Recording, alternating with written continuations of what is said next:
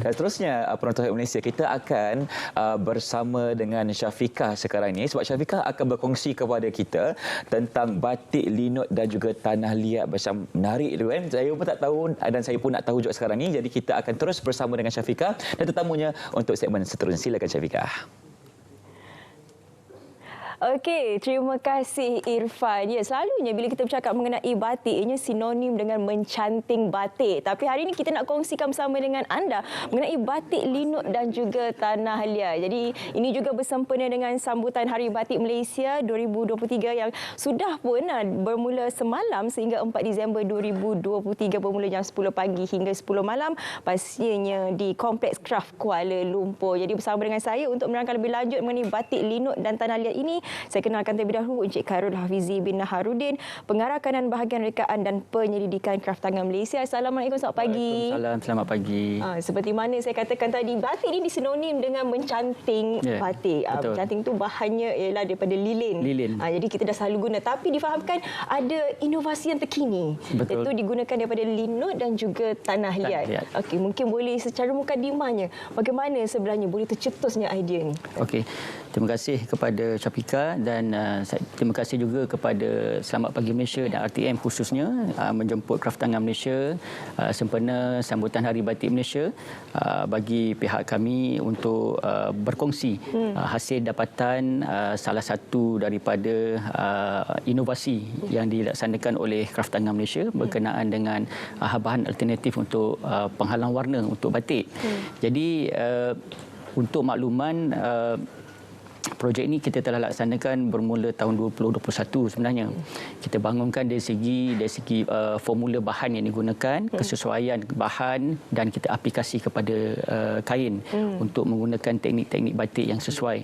Jadi alhamdulillah tahun 2023 ni masuk tahun yang terakhir dalam kita melaksanakan kajian dan kita telah juga memberikan input hasil kajian itu kepada komuniti ataupun usahawan kraft kita dan alhamdulillah nampak hasilnya seperti mana yang baju yang saya pakai dan ada juga patut-patut pakaian-pakaian yang saya bawakan sekarang. Jadi benda ni pun telah memberikan satu impak untuk masyarakat dan khususnya dalam industri batik Malaysia lah. Untuk makluman, linut ni ataupun dia asalnya daripada sagu. Dan tanah liat ni kita umum tahulah tanah liat. Jadi kalau kita merujuk kepada teknik membatik tu, penggunaan lilin untuk mereka corak ataupun memberikan corak, sama ada corak geometrik ke, flora ke ataupun gabungan. Jadi untuk hasil daripada inovasi ini, bahan linut dan tanah liat ni kita jadi menggantikan lilin untuk menghasilkan corak dan kita mewarna. Apa kelebihan sebenarnya linut dan juga tanah liat berbanding dengan lilin ini? Okey, kalau nak ikutkan kelebihan dia, dua-dua tu dia ada sifat yang berbeza lah. Sifat yang berbeza. Contohnya kalau linut ni bila kita menggunakan teknik screen, teknik sutasaring, jadi hasil dia lagi sharp sebab dia punya kelikatan dia tu. Dia bila kelikatan dia tu dia menyerap ke dalam kain, jadi warna dia tak dapat masuk lah. Jadi hasil dia tu lagi menarik. Tapi walau bagaimanapun hasil daripada tanah liat juga ada yang kita laksanakan boleh juga dia sama. Cumanya advantage kepada tanah liat ni adalah dari segi pengurusan dia. Bila kita dah mewarna untuk membuang dia tu kita mudah, dia just kita rendam air, dia just larut macam tu. Dia macam tanah lumpur macam tu kan. Kita dia just macam tu je. Basuh terus hilang. Basuh terus hilang. Tapi kalau linut ni kita kena ada proses menggosok supaya dia punya kelikatan tu hilang. Sebab dia ialah tepung sagu kan. Tepung sagu, betul. Dia likat-likat. Jadi lebih mudah sebenarnya kalau untuk anak-anak bereksperimentasi atau melakukan hasil seni di rumah, sebab di dapur tu mungkin adalah tepung sagu masing-masing di rumah tu. Jadi kalau guna lilin kita perlu mencanting. Jadi untuk linut dan juga tanah liat ini kita difahamkan ada dua metodnya. Mungkin tuan boleh kenalkan. Okey. Yang di hadapan saya ni adalah inovasi juga Dia adalah daripada blok polimer. Dia kita nak bukan menggantikan untuk dalam bahan linut dengan clay ni kita menggunakan blok polimer. Okey. Bukan kata tak boleh menggunakan blok tradisi tu, iaitu menggunakan tembaga ataupun zinc ataupun aluminium. Cumanya kita kena basuh. Bila basuh, pasir ataupun tanah tu dia melekat, dia akan merosakkan blok. Jadi kita menggunakan bahan asas polimer ni, plastik ni, dan kita mudah. Yang ni pun kita sesiapa saja dia boleh hantar kepada syarikat ataupun kedai yang membuat 3D modeling ni, dan dia boleh terus menggunakannya sebagai blok.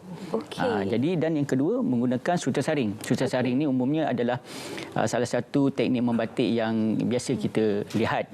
Jadi untuk penghasilan dalam mass production ke ataupun dalam yang kuantiti yang banyak, kita selalunya menggunakan teknik suterasaring. Sebab bila kita screen dia kat atas itu, dia sekaligus dia boleh dapat dalam 1 meter ke 2 meter.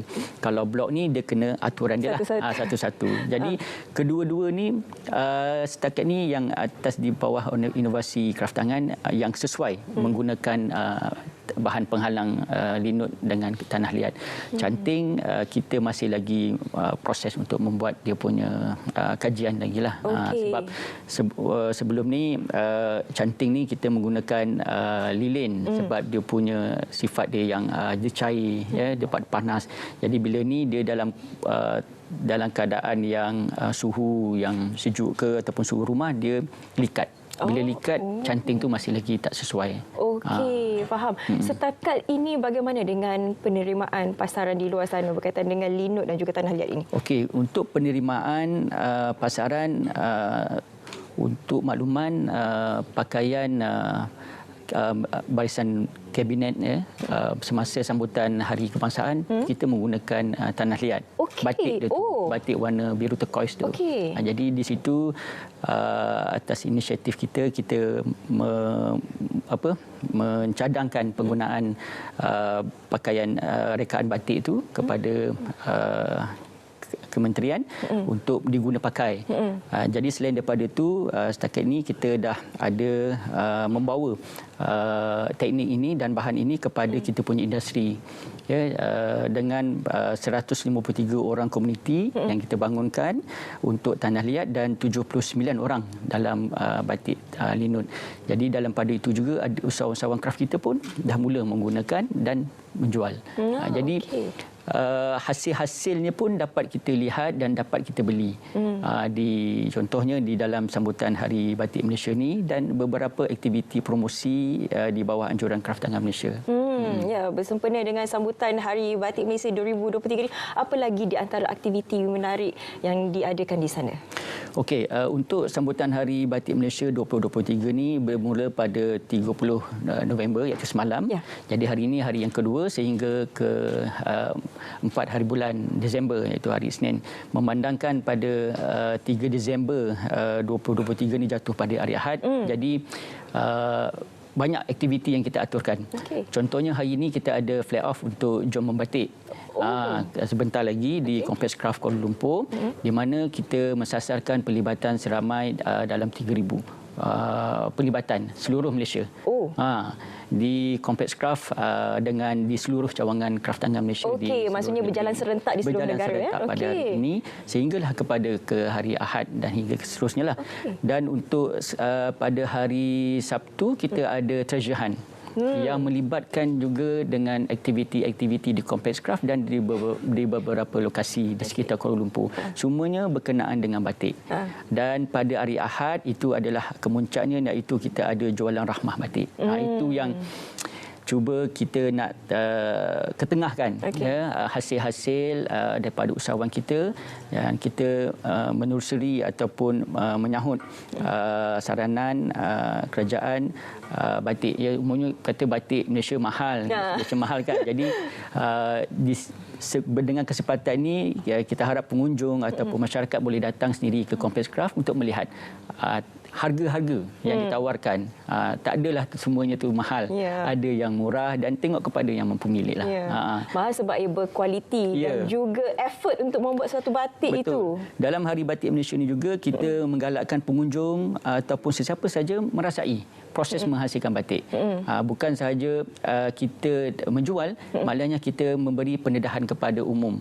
Siapa-siapa yang datang nak merasai nak membuat batik, ada di Kompleks Kraft Kuala Lumpur. Jadi kepada anda yang nak merasai dan juga mendapat pengalaman bagaimana sebenarnya untuk membuat batik seperti contoh yang kita bawakan di studio hari ini. Ini antara contohnya, dan kalau yang berminat untuk membeli batik terus sahaja datang untuk sambutan Hari Batik Malaysia 2023 dan pun bermula semalam sehinggalah hari Ahad ini. Baik, terima kasih saya ucapkan kepada tetamu kita Encik Khairul Hafizi bin Naharuddin, Pengarah Kanan Bahagian Rekaan dan Penyelidikan Kraft Tangan Malaysia, kerana sudi bersama dengan kami hari ini dan juga membawakan dua teknologi terbaru daripada kraft tangan, iaitu berkaitan dengan tanah liat dan juga linut.